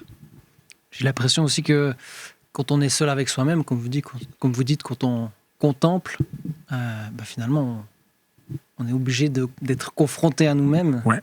Et c'est la fameuse phrase de Pascal. Hein, tout le malheur, je l'ai de mémoire, là, je ne l'ai pas comme ça. Tout le malheur des hommes vient qu'ils ne peuvent pas être enfermés seuls dans une chambre. Parce que sans ça, ils ont le goût de leur propre néant. Ils se rendent compte qu'ils sont mortels, fragiles. Et c'est vrai. Et peut-être qu'il faut l'éprouver, ça, pour aller plus loin dans la dimension de la vie. Savoir qu'on est peu de choses, qu'on est fragile, qu'on va mourir. Pour vivre encore plus intensément la minute qu'on vit, ce qu'on partage, vous et moi, ce que vous partagez avec des gens que vous connaissez ou vous ne connaissez pas, plutôt que de fuir et d'être toujours dans l'action. Faire. Ce que moi j'ai fait pendant des décennies, quoi. Et là, ça change. Forcément, quand on m'a dit, écoute, mon gars, la retraite, c'est à tel jour, telle date, à la SSR, c'est comme ça, tu dois partir. J'ai commencé vraiment à réfléchir, à l'éprouver. Et ça a commencé en novembre, quand on m'a annoncé ça. Donc, vous voyez, c'est tout frais, hein. C'est pas grand-chose. Donc, c'était pas une décision de votre part, c'était finalement le processus qui le veut. No choice. Je dois partir à 65 ans. Du coup, pour vous, c'est une bonne chose ou pas? Ou est-ce que vous auriez quand même commencé à ralentir ou comment vous le voyez? Non, c'est pas plus mal, finalement. Il faut faire la place à d'autres. faut faire la place à d'autres. C'est bon, allez. Il y a des tas de gens qui doivent me trouver insupportable parce que je suis là depuis tellement longtemps que ça doit les agacer et je vais recevoir des fleurs quand je vais partir. Vivement, ciao, dégage. Puis comme j'ai pas spécialement un très bon caractère et que parfois je me suis emporté, fâché, engueulé et que je suis un peu comme ça, bagarreur, un peu comme un cailleur, voilà. Mais au fond, je suis pas un méchant garçon, mais je vais plutôt à la castagne. Je me suis passablement, voilà. Donc ils vont être très contents que je parte. Vous parliez de temps qui passe différemment. Moi, c'est quelque chose que j'éprouve également dans le cinéma, mais dans la lecture. On arrive sur le thème de la lecture, j'ai dit qu'on allait en parler un peu. Qu'est-ce que ça vous amène dans la Oh là là. Il faudrait un deuxième podcast juste pour ça. Non, mais on a parlé quand on arrive dans une patinoire, un stade, une enceinte sportive, et il se passe quelque chose. On a parlé du cinéma, la salle obscure, le film, il se passe quelque chose. La lecture, c'est, pour moi, un moment d'intimité absolue. Beaucoup plus que le cinéma et le sport, évidemment. Et en général, je lis ou dans le train ou sur une terrasse, mais là où je suis le plus dans la lecture, c'est je lis avant de me coucher. Toujours, je lis toujours avant de me coucher, quelle que soit l'heure, quoi que ce soit que j'ai fait. Ça dépend, ça peut être, je peux lire 1h30 ou je peux lire 20 minutes, bon là, mais je lis toujours. Et quand je lis, parce que je lis des livres et pas des liseuses, il y a la lampe, et il y a le faisceau de la lampe sur la page, et autour, c'est sombre.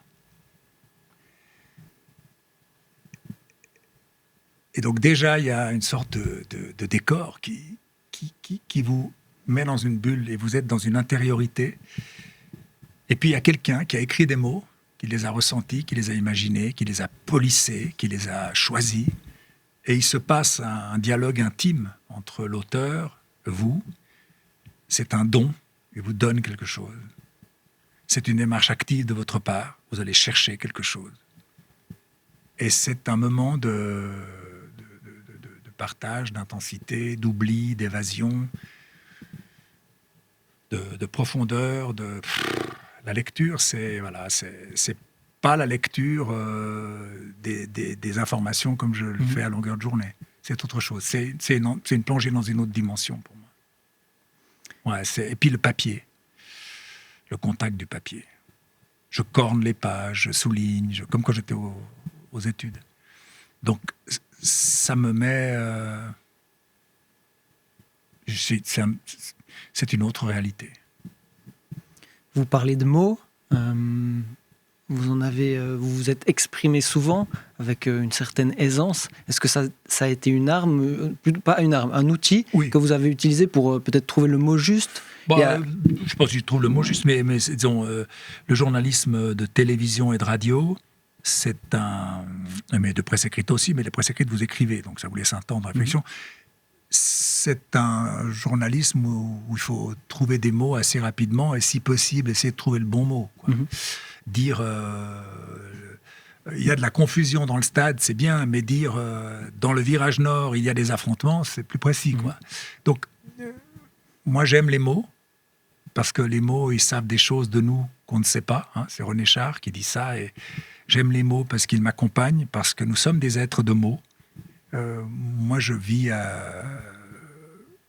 avec un animal, et il ne parle pas, donc je dois beaucoup deviner. Je dois sentir, je dois spéculer, je dois imaginer, mais on ne parle pas. Alors, quand je suis avec un être humain et qui parle, c'est plus facile. Et j'aime les mots, parce qu'ils me permettent de sortir de mon intériorité, de partager avec quelqu'un d'autre. De partager avec plus de précision, si on en a plus à disposition essayer, aussi. Oui, essayer, oui. Et puis moi, je suis de langue maternelle italienne, donc j'ai appris le français à l'école. Et... c'était une manière de m'intégrer aussi, de maîtriser le mieux possible cette langue qui n'était pas celle que je parlais à la maison. Puis après, c'est devenu un outil de travail. Puis aujourd'hui, c'est un outil de partage avec les autres. Et les mots, c'est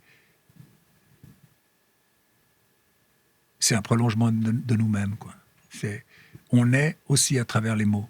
On n'est pas simplement par nos faits, nos actes, nos gestes. On est soi-même parce qu'on l'exprime par des mots. Moi, j'aime parler, pas tellement bavarder, mais j'aime parler.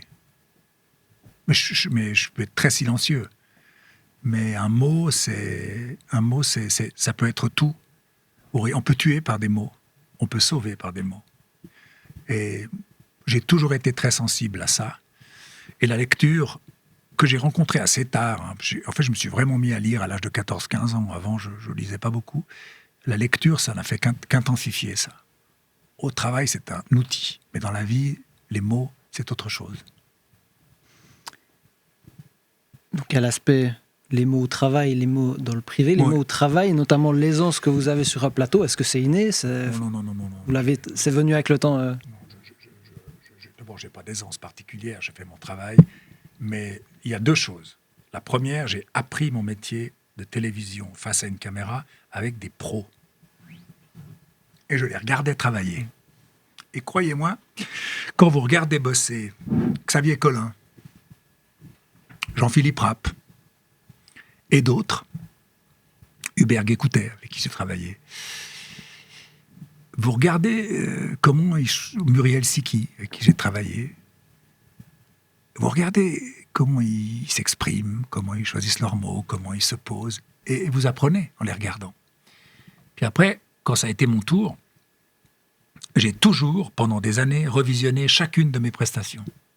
Jamais le soir même, toujours le lendemain. Quand je présentais le journal, je regardais toujours le lendemain matin toute ma prestation, en disant, mais là, comment tu te positionnes, ton visage, la position, les mots, quel mot tu as choisi, comment est ton intonation, pourquoi tu t'arrêtes là, pourquoi tu insistes sur ce mot comme ça, fais attention, tu as regardé ta feuille, est-ce que tu as bien regardé la caméra, est-ce que tu... Et donc, j'ai beaucoup travaillé ça. Beaucoup travaillé ça. Comme une séance vidéo d'après-match. Comme une séance d'après-match. Et puis, ouais, c'est tout. Donc, c'est absolument pas quelque chose d'inné. Mais il y a une chose peut-être que sur laquelle je suis pas un chirurgien qui opère à cœur ouvert. Donc même si je me rate, moi, c'est pas grave. On dira il est con. Le type qui opère, il se plante, c'est grave. Et donc j'ai toujours relativisé. Je me disais bon, après tout, je présente le journal, c'est pas non plus comme si j'opérais quelqu'un de la cataracte. Hein. Là, c'est grave. Donc j'ai toujours relativisé et le stress, j'ai toujours ressenti de la tension, mais à part au tout début. J'ai jamais été bouffé par le stress. Ça me dérange pas de parler dans une caméra, ça me dérange pas de parler en public. J'ai pas honte de qui je suis un mec normal parmi d'autres. J'ai pas peur du jugement d'autrui. S'ils pensent que je suis quelqu'un d'incompétent et malhonnête, ben voilà, moi je sais que je suis quelqu'un qui n'est pas malhonnête, qui a ses compétences et ses limites. Donc je suis pas écrasé par le regard d'autrui. C'est pas un truc qui me... Voilà. Donc quand il faut faire mon travail, je le fais le mieux possible, puis après, ben, vous penserez ce que vous voudrez. Quelque part, je m'en fous. Enfin, je m'en fous. Je fais le mieux possible, puis après, laisse aller. Mais c'est comme dans le sport, quoi. Vous rentrez sur le terrain, voilà, vous êtes un tennisman, hein. Vous jouez, et puis vous perdez. C'est pas important d'avoir gagné ou de perdre. Moi, je m'en fous de gagner ou de perdre. Je m'en fous. Mais dans tous les sports, de tous les événements du monde, je m'en fous. Mais c'est la manière. Vous avez perdu en ayant tout donné. En ayant donné le meilleur de vous-même, c'est pas grave. La vie, c'est pas de gagner, c'est de faire le mieux possible. Moi, je suis contre cette logique de la compétition et du vainqueur à tout prix. Je laisse ça à Trump et à ses crétins et à toute cette bande de violents stupides. Moi, ce qui compte, c'est de donner le meilleur de moi-même. Je suis en face de vous. Des gens nous écoutent. Ils vont dire, mais c'est que ce connard. C'est pas grave, moi, je suis sincère avec vous. Et puis, je fais du mal à personne. Donc, il faut essayer d'être... C'est une très belle phrase d'Albert Camus, qui pour moi est un auteur qui me nourrit, que je lis pratiquement chaque jour, chaque semaine.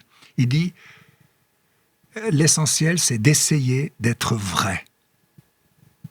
Le courage, ça sert à ça. » C'est tellement beau, quoi. C'est tellement beau. Cette phrase est tellement belle. C'est vraiment une phrase de Camus qui est pour moi l'auteur qui me construit, qui m'habite, auquel je dialogue presque. Et encore plus à l'âge que j'ai. Et cette phrase, voilà, il faut essayer d'être soi-même, donc d'employer les mots les plus vrais pour vous, de ne pas tricher, de faire les choses le mieux possible. Et puis après, tant pis. Après, ça ne vous appartient plus. Le temps file, on parlait de temps avant, mais ça passe, les secondes défilent. J'ai ma partie question de fin que j'aime bien faire à la fin. Donc réponse brève. Pas forcément réponse brève, mais d'accord. c'est des questions, soit je sais pas trop quand les poser pendant l'interview. Vous soit- faites comme vous voulez, monsieur Brunner. Je vais essayer de faire le mieux Donc, possible. C'est vous l'examinateur. Et c'est des questions que je pose en général selon le domaine d'expertise des invités ou autre, mais il y a quelques questions que je pose à chaque invité. Le premier, c'est quel est le conseil que vous donneriez à votre vous de 20 ans? Donne tout, fais le meilleur. Donne tout. Donne tout. Donne tout. Donne tout. Sois le plus généreux possible. Il faut tout donner et après, donne tout. Sois pas pingre. Vas-y, balance, donne tout. Vous parlez d'une certaine générosité. Dans ce cadre-là, vous voulez dire quoi par là? Il faut tout donner. Il faut jamais retenir, il faut jamais calculer, il faut y aller. T'es pas un politicien qui se prépare une carrière. Sois toi-même, vas-y, donne tout. Sois toi-même et donne tout. Vas-y. Et Fonce. le courage d'être vrai. Ouais, c'est ça. Pour moi, donner tout, c'est ça. Vas-y, sois vrai, vas-y, fais tout, fais le max, vas-y, fais. C'est là que tu le sens, vas-y. Et encore plus à un âge Toujours. toujours. Toute la vie. Mais après, on doit un peu économiser ses énergies, mais toujours. Ouais. Essayez d'être vrai. Essayez d'être vrai. Essayez d'être le plus vrai possible. C'est pas toujours possible. Il faut parfois mentir, faire attention. Politiquement correct, la pression sociale, la pression médiatique, les gens, la famille, les amis, les copines, tout ça. Mais essayez d'être aussi vrai que possible. Le courage, ça sert à ça. Magnifique. Autre question pas facile, après celle de l'apprentissage sur vous-même de tout à l'heure. Celle-là, je l'ai posée aussi à Pascal Bourquin. Il a mis un petit peu de temps avant de répondre.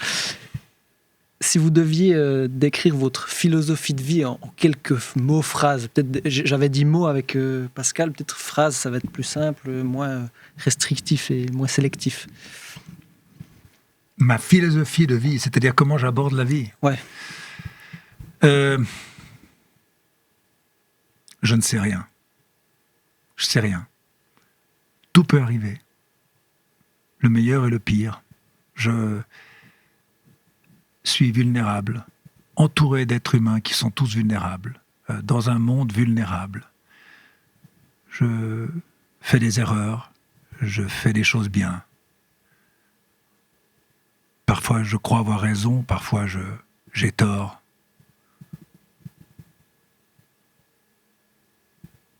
Mais j'aime les gens, et j'aime la vie, et il faut essayer de sourire. Voilà. Et rien n'est sérieux et tout est tragique.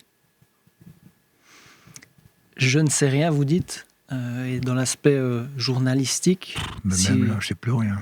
Si j'arrive sur la question suivante qui parle de la curiosité, est-ce que vous êtes quelqu'un de curieux? C'est la seule raison pour laquelle j'ai fait ce métier.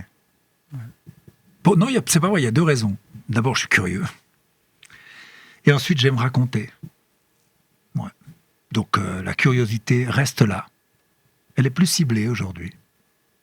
Avant, elle était tous azimuts, j'étais curieux dans tous les sens. Aujourd'hui, c'est une curiosité qui est plus ciblée. Et puis, j'aimais raconter. Donc, la curiosité est fondamentale. Et curiosité aussi sur soi-même. Parce qu'on évolue, on change, qu'est-ce qu'on sent, qu'est-ce qu'on pense. Donc, la curiosité est une constante. Ouais.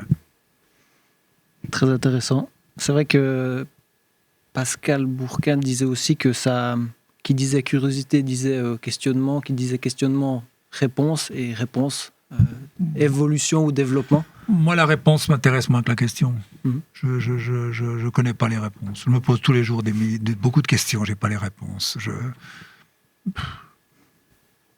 me méfie des réponses. C'est pour ça que j'ai été journaliste, parce qu'on pose des questions.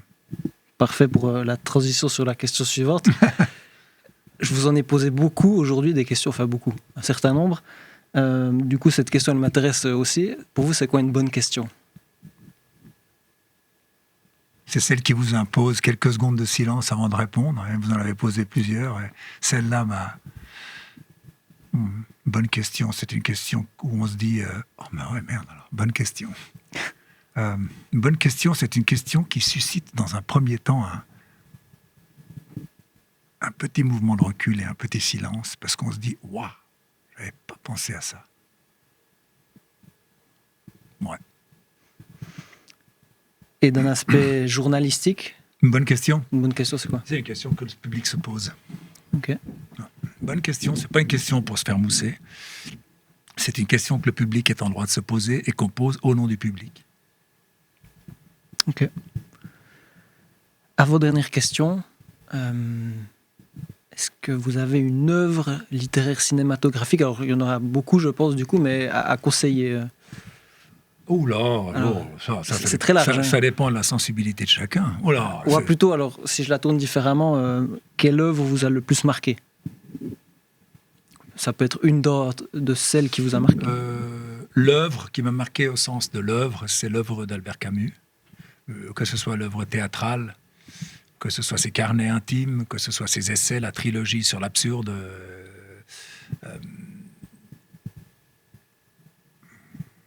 Camus m'a profondément marqué. Il me marque profondément. Pour moi, c'est un secours de lire Camus. Parfois, c'est une bouée, parfois, c'est un ami, parfois, c'est un confident. Donc, Camus, c'est l'œuvre qui m'a marqué. Et l'autre, cette question, c'était C'était, disons, c'était une œuvre, et ce que je voulais dire, c'est qu'elle pouvait être littéraire, cinématographique ou autre. Alors, dans le cinéma, vu que vous aimez ça, est-ce que vous avez... Bon, dans le cinéma, il y a un film qui m'a beaucoup marqué, c'est Citizen Kane, Ok. d'Orson Welles. Je peux pas le spoiler, mais enfin bon, parce que ça se joue à un détail, ce film. Rosebud. Ceux qui l'ont vu savent ce que je veux dire, Rosebud. C'est un film qui m'a beaucoup marqué, mais le cinéma, je garde des souvenirs, des flashs, des impressions, mais la littérature, j'ai les pages en tête, j'ai les mots, j'ai des extraits de citations, je fais des photos, des captures d'écran, donc c'est plus fort. Ouais, le livre est plus fort chez moi, et Camus est celui qui vient avant tous les autres, enfin celui qui m'habite, quoi. D'ailleurs, pour revenir à la question, à la lecture rapidement, vous dites que vous essayez d'intégrer, d'être imprégné de ce que vous lisez, ou d'avoir quand même une trace ou quelque chose. Quand je lis ou je partage, par exemple là je suis en train de lire le bouquin de Saviano sur Falcone. Alors je le lis, je découvre ce regard sur la mafia sicilienne que Saviano pose. C'est un gros bouquin, c'est épais. Là je partage, je découvre, je m'informe. Mais parfois il m'arrive de lire de la poésie. J'aime beaucoup Philippe Jacotet par exemple. Parfois, il m'arrive de lire des essais. Et parfois, il m'arrive de lire parce que c'est une urgence, parce que j'ai besoin d'un soutien, d'une compagnie, d'une présence, d'une aide dans ma fragilité d'être humain. Et là, je reviens à Camus. Okay. Ouais. L'été, noces, la peste. Le docteur Rieux, dans La Peste, c'est le personnage que j'aurais aimé et que j'aimerais être dans la vie. Voilà. Parce qu'il se bat contre la peste et il n'a pas d'illusion. Je suis fasciné par ce personnage que Camus a inventé. La peste est un très grand livre qui ne parle évidemment pas que de la peste, il parle de la montée des périls. On est dans une époque très très dangereuse et la peste, elle est là, elle est à nos portes. Et comment on fait pour se comporter en être humain digne, honnête, solidaire, dans cette époque de mauvaise foi, d'égoïsme voilà, et donc la lecture de Camus, c'est très précieux. Magnifique, j'en prends bonne note. J'ai déjà lu quelques-unes de ses œuvres, mais j'irai élargir un petit peu mon répertoire. Après, vous savez, il faut que ça vous parle. Hein. Bien sûr. Dernière question. J'aime bien à la fin des entretiens laisser un espace, si vous avez un sujet, une cause ou un projet qui vous tient à cœur, dont vous aimeriez parler. Vous êtes libre. J'ai pas de projet particulier. Ce que j'aimerais simplement dire... moi, j'ai eu une enfance un peu compliquée. J'ai été un enfant d'immigrés caché. Hein. J'ai vécu 3 ans caché. J'étais un enfant du placard, comme on dit. Je pense qu'il faut sacraliser l'enfance. Il faut protéger les enfants de la méchanceté des adultes, de certains adultes. L'enfance, c'est sacré. L'enfance, c'est fait pour jouer, pour rire, pour être aimé, pour découvrir.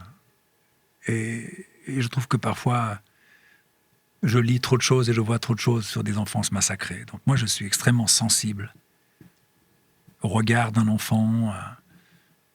J'en ai eu 3, donc voilà, mais voilà, je voulais simplement dire, voilà, peut-être que quelqu'un nous écoute quelque part, je voulais dire à cet enfant ou à cet adulte qui a été un enfant qui a souffert que je suis très solidaire avec les souffrances des enfants et qu'il faut les aimer, il faut les choyer et il faut voir le plaisir d'un match de foot à des gamins de 9-10 ans sur un terrain de foot. C'est la Coupe du Monde, quoi. Et c'est la joie de l'enfance. Et je pense qu'il y a toujours en moi un enfant qui continue de vivre. C'est pas toujours simple, mais il vit toujours. C'est tout ce que j'ai à dire. Le reste, je vous remercie de votre écoute et j'espère que j'aurai pas trop ennuyé les gens avec ce que vous m'avez laissé raconter. Magnifique. Merci beaucoup pour la générosité dont vous avez fait preuve. On en parlait d'ailleurs de générosité. Merci beaucoup d'avoir été là et tout de bon pour la retraite et pour cette découverte d'une autre notion du temps notamment. Voilà, c'est tout ce que Merci à je souhaite. vous, Monsieur Brunner, et merci à celles et ceux qui nous ont accordé le privilège de leur écoute. Merci.